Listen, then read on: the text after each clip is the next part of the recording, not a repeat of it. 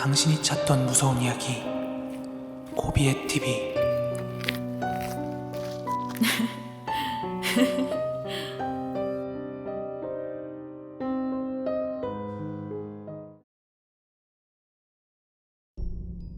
(2023년 1월 16일) 고비의 TV 공포라디오입니다. 때는 2005년도쯤 됐을 겁니다. 저희 집안은 낚시를 즐겨 했었는데요. 친척들도 낚시를 엄청 좋아했고 당일치기로 가까운 곳에 가서 밤낚시 또한 자주 하는 편입니다. 그날도 가까운 친척분들과 민물 낚시를 하기로 결정했고 아침 새벽부터 서둘러 목적지로 향했습니다. 포항에서 월포까지는 30분 정도? 그리고 그 사거리에서 20분 정도 더 가면 청계리에 비포장도로가 나오더군요. 청계리는 저희 증조할머님이 사시는 곳이기도 하기 때문에 우선 그곳으로 먼저 발길을 돌렸습니다. 할머니, 저희 왔어요. 할머니께선 이미 기력이 많이 쇠하신 상태라 대답할 힘조차 없으신 것 같았습니다. 그렇게 저희 식구들은 밤이 되기까지 할머니 댁에 머물러 있었고 저는 가기 전까지 할머니 곁에 앉아 있었습니다. 오늘 낚시하러 왔나? 할머니께서는 힘겹게 소리를 내셔 저한테 말씀하셨습니다. 네, 맞아요 할머니. 오늘 많이 잡으면 할머니께 매운탕 끓여드릴게요. 알았죠? 그러자 할머니께서는 뭔가 의미심장한 웃음을 지으시며 잠을 청하셨습니다. 그리고 시간은 저녁 8시쯤? 이제 차를 타고 낚시를 하기 위해서 청계리 저수지 쪽으로 들어갔습니다.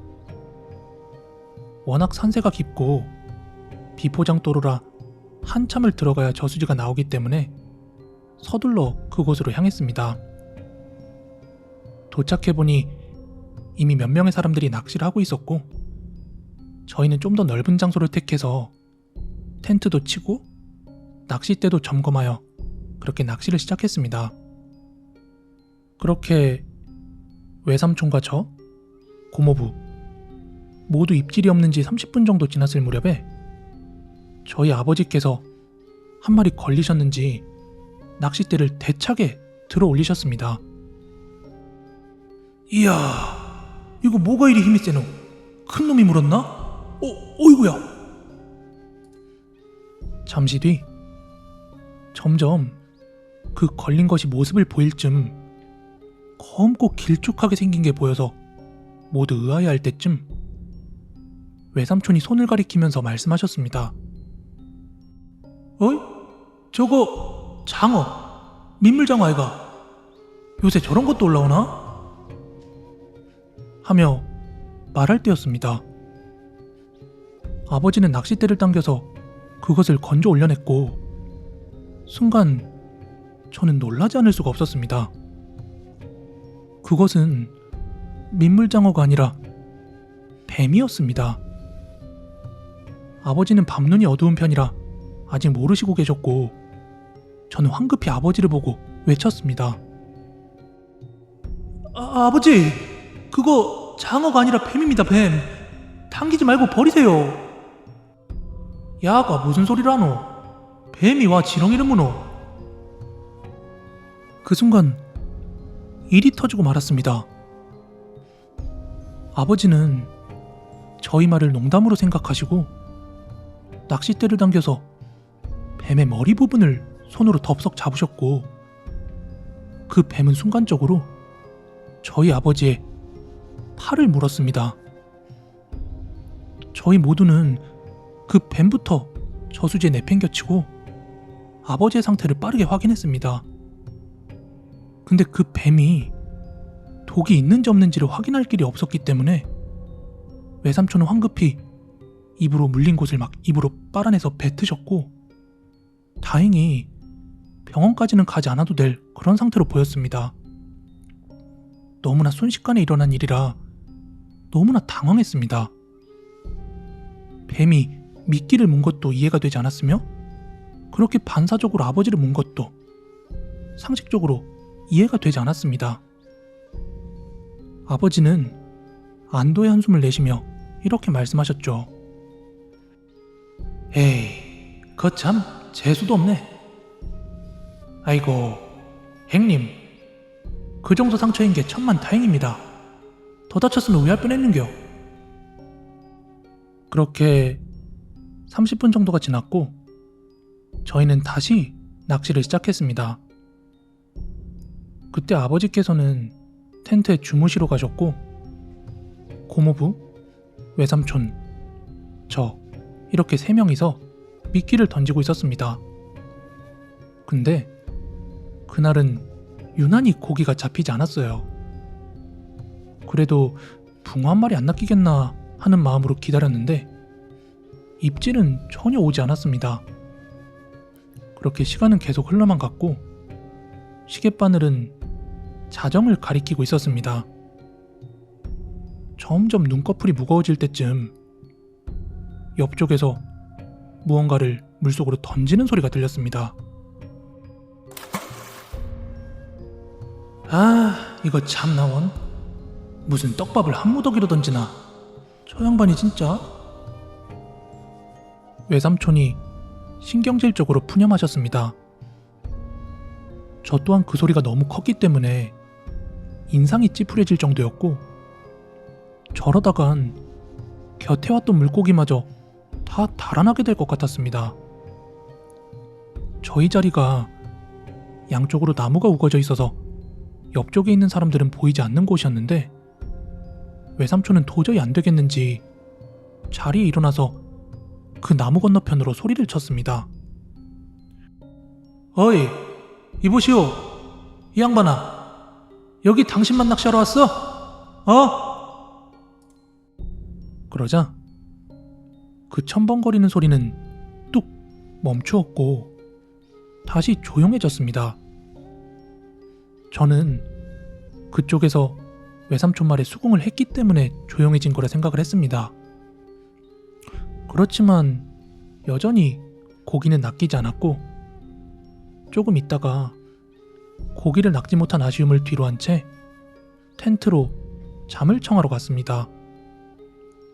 근데 저는 밖에서 외박을 하면 평소보다 일찍 일어나는 습관이 있기 때문에 그날도 새벽 6시쯤인가 눈을 뜨게 되었습니다. 크게 기지개를 펴고 텐트 밖으로 나와서 저수지를 바라보고 있었습니다. 근데 새벽이라 그런진 몰라도 저수지는 온통 물 한 개로 뒤덮여 있었고 산속인 만큼 날씨도 꽤나 추웠습니다. 그리고 다시 텐트로 들어가 외투를 입을 때였는데 어젯밤 그 소리가 또다시 들리기 시작했습니다. 이제는 이상한 기분마저 들더군요. 어제와 반복되는 똑같은 패턴의 첨벙거림. 저는 그걸 확인하기 위해서 옆쪽에 있는 그 소리가 나는 방향으로 걸어서 향했습니다. 근데 그쪽으로 가면 갈수록 커져가는 첨벙거리는 소리. 나무를 돌아서 그 안개진 곳으로 도착할 때쯤에 저는 그 소리의 정체를 확인할 수 있었습니다. 안개가 뒤덮여서 잘 보이진 않았지만 어떤 남자 한 명이 물속으로 뭔가를 계속 던지고 있었으며 저는 발길을 떼지 못하고 그걸 멍하니 쳐다보고 있었습니다. 거의 5분 넘게 똑같은 반복으로 뭔가를 던지는 남자. 그러다가 갑자기 행동을 뚝 멈추고 뒤를 돌더니 저를 쳐다보는 것이었습니다. 저는 너무나 놀라서 그 자리에서 우당탕 막 뛰어서 텐트로 향했어요. 삼촌! 삼촌! 얼른 일어나봐. 왜? 뭔데? 저는 삼촌을 데리고 그 남자가 있는 곳으로 다시 향했습니다. 허나 도착했을 땐 그 남자는 온데간데 없었고 누가 있었던 흔적이나 발자국조차 찾을 수 없었습니다.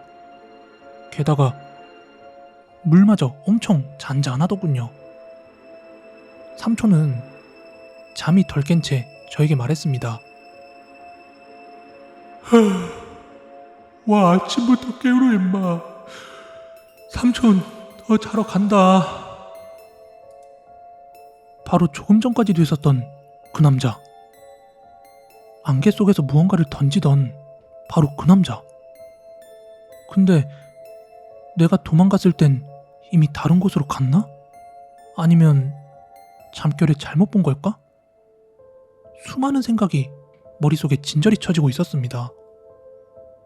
그렇게 이상한 일을 겪은 저는 아버지를 부추겨서 빨리 철수하고 가자고 했고, 아버지는 가는 길에 할머니라도 한번 보고 가자고 그렇게 말씀하셨습니다.